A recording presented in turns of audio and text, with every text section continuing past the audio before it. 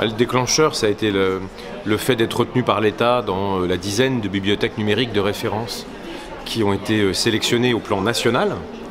Et évidemment, on a voulu que le numérique, ce soit pas seulement le portail, la numérisation, le fait de régler des problèmes de débit, de se mettre dans des réseaux, mais que ce soit aussi quelque chose qui soit partagé avec les usagers, avec les Nancéennes, les Nancéens, qui viennent à la médiathèque, à la bibliothèque aussi, régulièrement.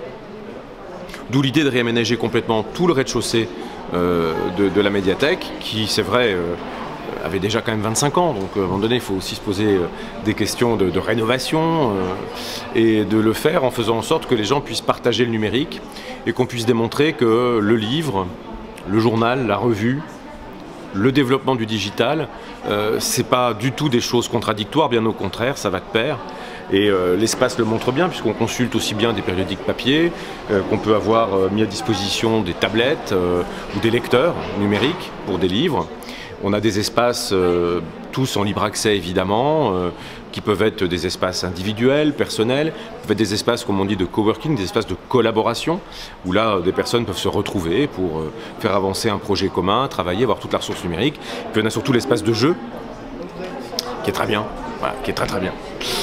Qui occupe toute la mezzanine et qui est sûrement d'ailleurs le plus grand espace de jeu dans une médiathèque publique en France, où vous pouvez jouer à tous les jeux imaginés depuis la grande époque de Pac-Man que j'ai moi-même connue. Donc depuis, les choses se sont beaucoup multipliées, modernisées, embellies d'ailleurs, et tout ça est disponible. C'est aussi la volonté de montrer que la médiathèque est un lieu culturel vivant, voilà, qui évolue avec son temps. Et je crois que c'est important de prouver qu'on fait le grand écart entre des livres précieux qui datent du Moyen-Âge, de la Renaissance, qui sont des ouvrages rares qu'on protège, et puis tout ce que le digital offre comme possibilité d'accès à la connaissance, d'accès à la culture, ou même tout simplement de plaisir. Quand on va à l'espace ludique, on y va pour s'amuser. La suite, c'est la rénovation des bibliothèques de quartier. Puisqu'on est en train de réorganiser le réseau des bibliothèques de quartier. Certaines sont confiées et animées par des associations. D'autres vont être des équipements gérés directement par la ville, mais que nous allons moderniser. Alors le plateau de Haye avait été le premier équipement type médiathèque de quartier qui avait été imaginé, et on travaille actuellement sur le développement d'une médiathèque de quartier sur Saint-Pierre, René II, Bonsecours. Il y a une toute petite bibliothèque, très peu de mètres carrés, elle n'est pas aux normes d'accessibilité, elle n'est pas équipée des nouvelles technologies, elle a des horaires d'ouverture très limités. Donc en même temps qu'on réorganise tout le groupe scolaire Saint-Pierre, qu'on travaille sur une mairie de quartier neuve, moderne, plus grande, on a l'ambition d'avoir une bibliothèque de quartier pour tout ce secteur de Nancy. Donc on va dire que l'année 2016 va être dominée par ça.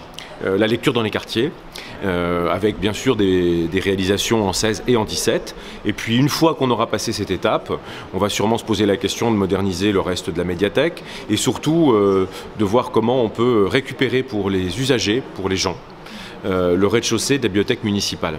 Aujourd'hui, tout le rez-de-chaussée du bâtiment dit Poincaré, parce qu'il est rue Poincaré, est occupé par les magasins, c'est-à-dire par le stockage des ouvrages. L'idée est de stocker ailleurs, dans des endroits peut-être moins précieux en termes d'emplacement, et de voir comment on peut imaginer un espace public. Bon, ça c'est la suite, on est sur 18, 19, 20. Le livre d'ailleurs, c'est pas seulement non plus, il faut le dire, hein, des équipements, c'est aussi des actions, tout ce qui se développe dans le sillage du livre sur la place, tout ce que font les équipes du service des publics de la médiathèque, où là aussi on a des idées d'animation de quartier, de travail avec les écoles et les associations. En tout cas pour nous, la lecture publique est clairement une priorité.